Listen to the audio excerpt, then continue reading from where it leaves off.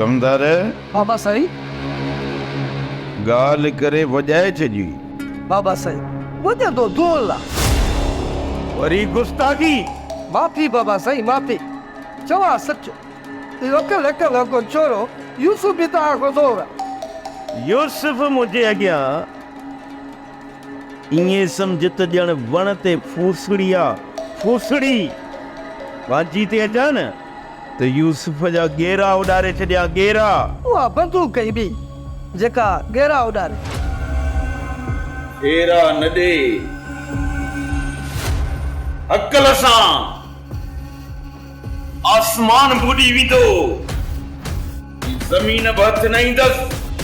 हलो बाबा साईं आयो इहो पादर लाइ मूंखे कुटियो मूंखे नथो कुझु न ईंदा आहिनि बाबा हलो देर न कयो। तुंहिंजो मतिलबु छा आहे?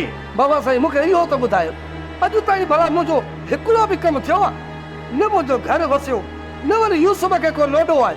बाबा साईं उन ॾींहुं तव्हांखे दुआ बि ॾिनी त बाबा इहो यूसुफ मुंहिंजे मारण जे पोइ आहे पर न तव्हां त बाबा साईं कुझु बि कोन कयो। हाणे जेकॾहिं कुझु बि कयई न त दरिया जे हवाले थी वेंदो दरिया जे। न को बाबा साईं मां कोन थो वञा उहे संगा सरदार ई ॿिया। कमदार मां चवां थो तीली न ॾे मुंहिंजी साप खे तंज़ न कर तुम पो बणिजी वेंदे तुम पो। बाबा साईं जेके बि तव्हां बेइज़ती कयो न हिन अखियुनि ते पर बाबा साईं न यूसुफ जो बिलो कयो न जो कयो ससुर मन धक पुॼाणे मोला। अरे वन सुभाणे ट्रैक्टर कराए वञी ज़मीन खेड़े अच न त उबतो टंगे छॾजांसि उबतो। अरे बाबा साईं जेके जंग भॼाए वेठा आहिनि उहे छुटा।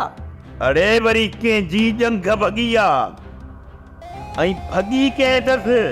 बाबा साईं इहो पाण वारो न आहे भाई तूं हा बाबा साईं त यूसुफ छोरे गोली हणी जंग भॻी अथसि ऐं तो त डॉक्टर बाबा साईं उहे त इलाज करण जे लाइ राज़ी न आहिनि।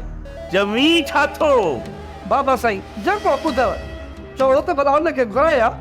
मां ऐसे जो के फोन कयां थो तूं वाहिदू खे मोकिल त एफआईआर कटराइस ऐं यादि रखजांइ त मुआगे वारी ज़मीन ते कंहिं बि हालत में हर हलाइणो आहे। बाबा साईं मां हींअर साईं असुल कयां तो वञ तक पुॼाणे मोला। ड्रामा सीरियल चंड ग्रहण तमाम एपिसोड्स ॾिसो हाणे HD क्वालिटीअ में। विज़िट करियो असांजो YouTube channel Sindh TV HD drama. Subscribe कयो असांजो official YouTube channel Sindh TV HD drama ऐं वधीक अपडेट लाइ बेल आइकन खे क्लिक करियो।